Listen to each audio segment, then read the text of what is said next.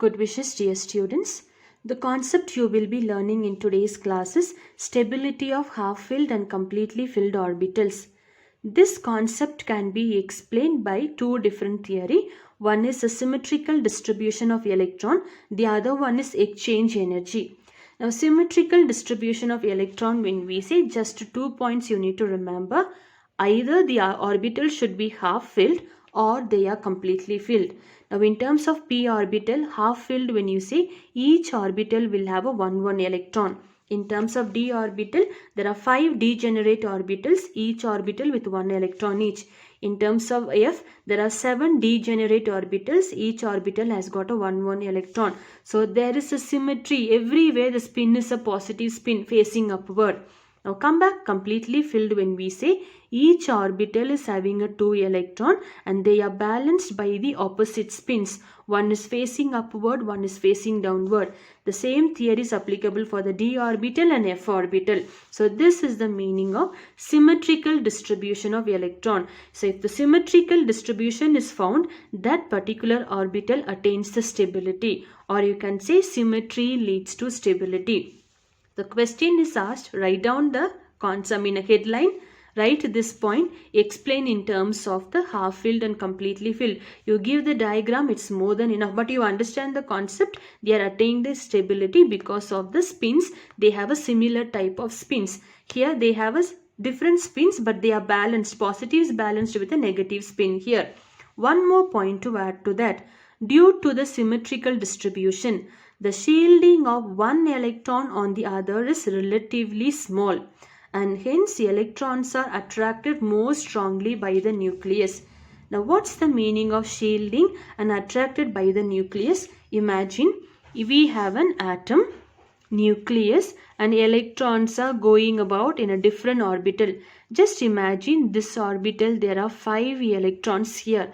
When we say shielding of one electron on the other is relatively small, the type of force or an attractive force found between the electrons within the same orbital, if it is less, then the nucleus will have a charge over them. Nucleus will be dominating those particular electrons within the orbital. If the force between them is strong, nucleus has no capacity to attract them. But if the force that is found between the electron is small, nucleus will have the dominion over them. That's the point written. Shielding of one electron on the other is relatively small. Hence, electrons are attracted more strongly by the nucleus. Once the nucleus has the dominion over the orbitals that is present here, the stability will increase, and it increases the stability. Only so much in terms of symmetrical distribution of electron. Give this particular diagram. The key concept is shielding is poor. What's the meaning of shielding? The type I will explain to you very detailedly in the next class. Just in terms of one sentence here. If the type of force found between the electron is smaller, nucleus will have a dominion over them. On the other hand, if the force found between the electron is greater, nucleus has no work with them. So since the shielding is poor, nucleus is attracts strongly the electrons. Hence, it increases the stability. Now, the next concept is in terms of exchange energy. Now, all you need to remember, I'll come back to the definition after explaining to you the concept of it with a practical question. Now, chromium has an atomic number of 24. How do we write the electronic configuration? 1s2, 2s2, 2p6, 3s2, 3p6, 4s2, 3d4. Remember, why are we writing 4s2 and 3d4? In n plus L rule, I told you these orbitals exhibits the same energy level. So, the expected configuration is this one. So, when you plot, everywhere 1s2 maximum number of electron is completely filled. Everywhere it's completely filled. P orbital can have a 6 electron and all 6 are being fulfilled here. Now, when it comes to d orbital, maximum number of electron in the d orbital should be 10. But how many electrons we have? Only 4 electron. So, for that, you draw the energy diagram. That is degenerate sets of 3d4. There are 5 orbitals should be there, but only 4 electrons. So, 1, 2, 3, 4 you have written. Now, you need to learn something about exchange energy. Now, since everywhere the spin is the same type of spin, facing, the arrow is facing upward, they have the similar energy and similar symmetry found within them. Now what happens, because they are equal to one another and same, first electron can move to the second orbital. Electron from the first orbital can move to the third orbital. Electron from the first orbital can move to the fourth orbital. We should not go to the empty one between the four, because they have a similar energy, they can get themselves exchanged. So the first electron can move to the first orbital, second orbital, or okay, let's me write 1, 2, 3, 4 and 5 orbital. Electron from the first orbital can move to the second one, or a third one, or a fourth one. So what's the possibility of exchanging here? 3 possibilities of exchanging. Now come in terms of, now first electron we have imagined if they changes the energy, how many chances are possible for them? 3. Now come back for the second one. Second electron can go to the third level, third orbital. Second electron can go to the fourth orbital. So you should not go to the first one, because already interchanging is finished there. Second one has got the next opportunity. It can go to the third one, it can go to the fourth one. So how many opportunities are here? 2 chances are there. Now the last one. So first orbital we have shown, second orbital we have shown, and the third one, if you see, the third one can go to the fourth orbital. So what's the possibility of number of exchange here? Only 1. If you put together, you get number of exchanges are 6. You understand how did I get the 6 value here? This is for a expected configuration.